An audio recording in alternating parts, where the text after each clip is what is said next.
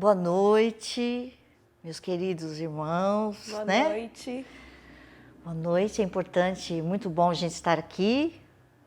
E eu convidei hoje a Gabriela para me acompanhar nessa jornada, né? E então é isso. Nós queremos dar alguns avisos antes de começar.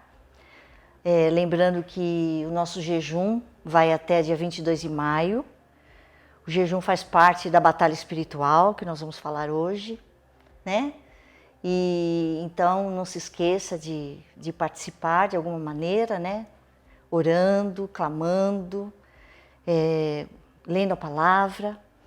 E também lembrar, né? Vocês que começamos na segunda-feira a nossa live, né? De sala de oração. Então, está sendo muito importante. Então, lembrando que é toda segunda, toda terça e toda quarta, às 9h30 da noite, tá bom? Seja conosco e vai ser um tempo enriquecedor que vamos crescer juntos como família e abençoar a outras pessoas. Então, agora eu quero orar com você para começar esse momento. Pai, obrigado por esse tempo, obrigado pelo privilégio que temos de compartilhar a Tua Palavra, pelo tempo que podemos estar juntos como família. Senhor, abençoa cada homem, mulher, criança, cada jovem, abençoa, Pai. Fala conosco, Pai, fala conosco, porque nós queremos ouvir e conhecer os Teus caminhos para nós, Pai. Seja bem-vindo entre nós e na nossa vida, em nome de Jesus. Amém. Então, nesse último domingo foi o Dia das Mães, a gente teve um culto especial, né? E um dos temas que a minha mãe abordou bastante foi a batalha espiritual. Então, eu queria começar fazendo uma pergunta, mãe, para você, falando sobre alguma batalha que você já viveu. Alguma batalha espiritual que você viveu na nossa casa, né? Como que foi uma situação assim? Eu creio que a batalha, né, é algo que nós sempre estamos vivenciando, né? E eu me lembrei de várias batalhas hoje. Me lembrei de quando você passou pelo seu problema de depressão, né? E quantas mentiras que haviam na sua mente, na sua maneira de pensar. Isso realmente nós batalhamos em oração, com a verdade da palavra. Batalha com relação ao meu casamento, né? Quantas vezes o inimigo vem para tentar dividir algo que Deus uniu. Então, realmente, eu me levantava. E a batalha, nós temos que entender que, quando eu sei que é uma batalha, eu entendo que é tudo aquilo que vai contra aquilo que Deus tem para nós.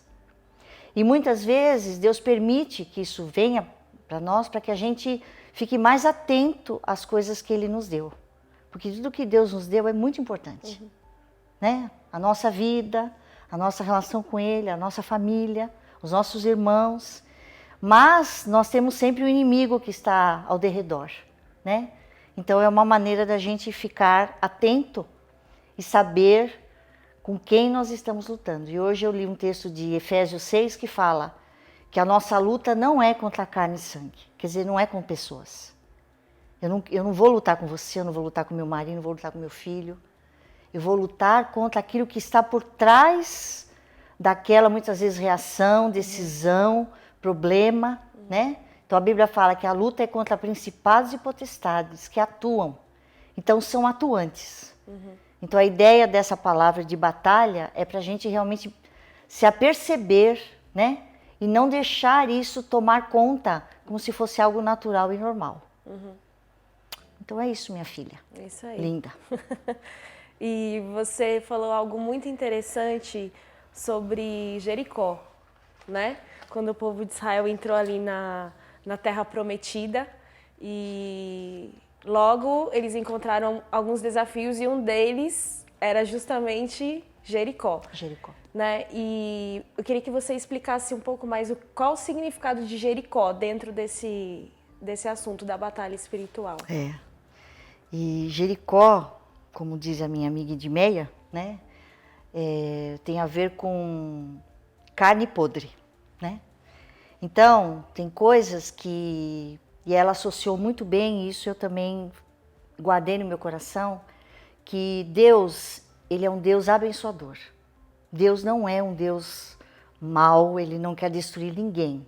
Pelo contrário, Deus quer salvar a todos. Deus quer abençoar. Então, este é o caráter de Deus, abençoador, Pai, de amor, de misericórdia, de compaixão. É assim que ele é. E muitas vezes a gente acha que as situações acontecem porque Deus está me castigando, e não tem nada a ver, né? Então, o povo de Israel, que estava sendo liderado por Josué, ele estava no caminho para a terra prometida. Aquela terra que Deus falou para eles, mande os vigias, né? E só Josué e Caleb eles permaneceram na promessa de Deus, porque os outros ficaram com medo. Ficaram com medo. Eles falaram, não, tem gigantes, a terra é muito boa, mas tem gigante, eles vão matar a gente. Então eles se amedrontaram e eles não conseguiram caminhar. Mas Josué e Caleb foram. E eles conseguiram chegar. Tantas limitações, tantas situações, eles conseguiram, porque eles estavam acima deles, a visão de Josué estava para um Deus que era muito maior que ele. Né? Para um Senhor que é fiel, que é... Então isso é algo que ficou assim mais forte no meu coração. Eu não posso entrar numa batalha, eu não posso querer ver alguma coisa resolvida, alguma coisa que...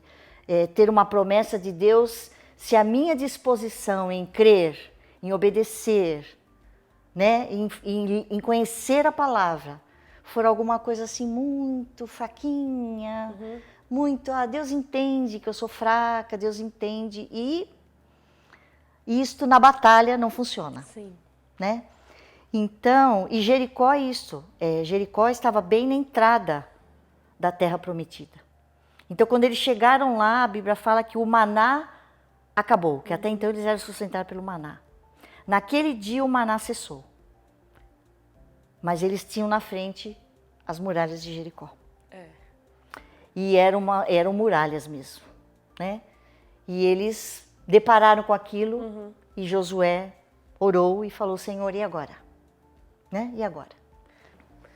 Então, quando Josué se depara com aquela muralha, e eu acredito que muitas pessoas devem ter, né, questionado mais uma vez, Com certeza. Né?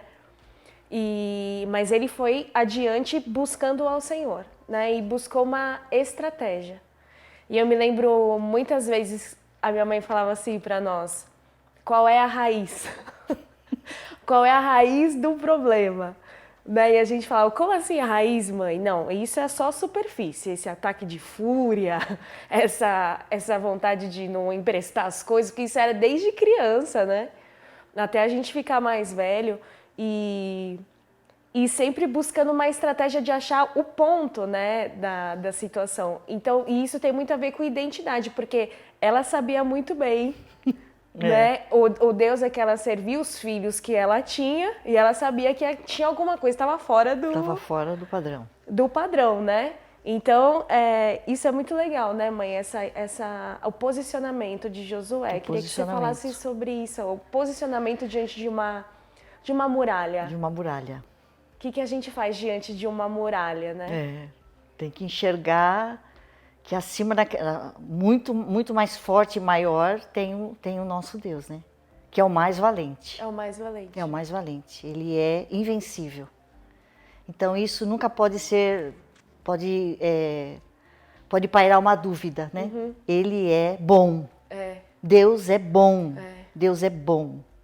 Isto é algo que vence a batalha. Deus é bom. Ele é Pai. Então Josué, ele falou, não. Se Deus me trouxe até aqui, Ele tem uma saída para essa situação. Ele tem. Ele não quer destruir a gente. Ele não quer. Então, ele ouviu a palavra, ele ouviu o Senhor, ele seguiu a estratégia, né? Não achou que era loucura, que era muito trabalhoso. Não, ele fez. Chamou o povo, que nem a gente faz, chama a família, né? Chama e fala, bom, a estratégia é essa, o caminho é esse e nós vamos fazer.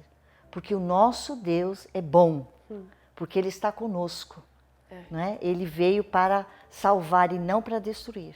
E a partir daí, você já sabe a história, né? Que as muralhas ruíram. Ruíram, isso aí. Ruíram. E eles puderam desfrutar, né? Desfrutar daquilo que o Senhor tinha dado para eles. Sim. Então, realmente, a partir daí continua a história, né? Quem Sim. quiser saber, depois leia, depois de Josué. Sim. Mas continua a história e eles realmente, eles eram um povo abençoado. Eles eram um povo abençoado. Todas as vezes que eles se voltavam para Deus e perguntavam, Pai, e agora? Deus abençoava. Deus abençoava. E é engraçado que Josué 6:2 fala assim, né? Mas o Senhor disse a Josué, Jericó, o seu rei e todos os seus valentes guerreiros encontram-se praticamente derrotados. Isso foi antes das muralhas caírem. Você vê? Né? Porque já os entreguei nas vossas mãos. Então Josué recebe essa palavra antes de ver as muralhas caírem. E ele creu e obedeceu. Fé, né? É a fé. Então, são situações que a gente vive mesmo. A gente já tem a promessa. Tem a promessa. Mas a gente quer ver a muralha cair. Senão, não aconteceu, essa promessa não é minha. E muito pelo contrário, Josué, ele se alinhou. É a frase que você falou, né? A nossa visão deve estar alinhada à soberania de Deus. Né? Deus é bom, essa convicção que me dá a certeza de que a promessa será cumprida, né? E eu farei a minha parte para que ela seja cumprida, porque se Josué não tivesse obedecido... E muitas vezes, né, a gente vê pessoas passando por problemas de doenças, de dores, né? E as pessoas questionam, né? Sim. Achando que isso não faz parte da terra prometida, né? Mas o Senhor está conosco. Ele está conosco. Ele está conosco. Ele está conosco.